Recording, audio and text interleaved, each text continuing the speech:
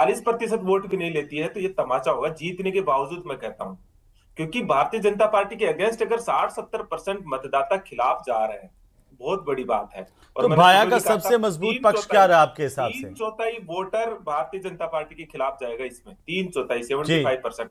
25% vote प्राप्त नहीं करेगी भारतीय जनता पार्टी। और ये बहुत बड़ा तमाचा है इस भारतीय जनता पार्टी की पर्ची सरकार पर, कि वो कर क्या रही है।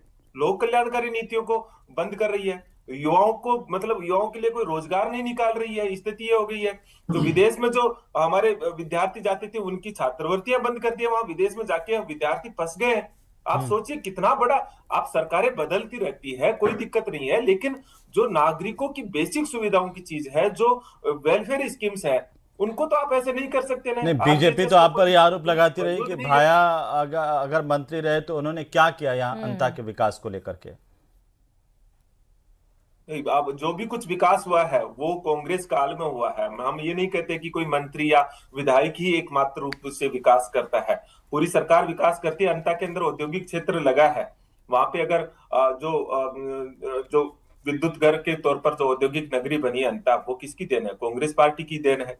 भारतीय जनता पार्टी ने क्या किया अंता में? कांग्रेस पार्टी ने तो आज अंता को खड़ा किया है।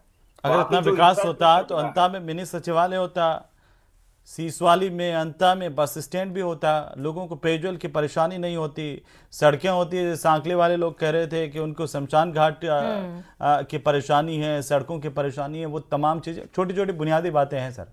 निश्चित तौर पर ये मांगे उठनी भी चाहिए। और इस तरह की चीजें सामने आती है तो किसी भी राजनीतिक पार्टी को, जैसे हम भी है, तो हमें भी इस पे समीक्षा करनी चाहिए। हम भी को भी और बेहतर तरीके से इन पे काम करने की जरूरत है।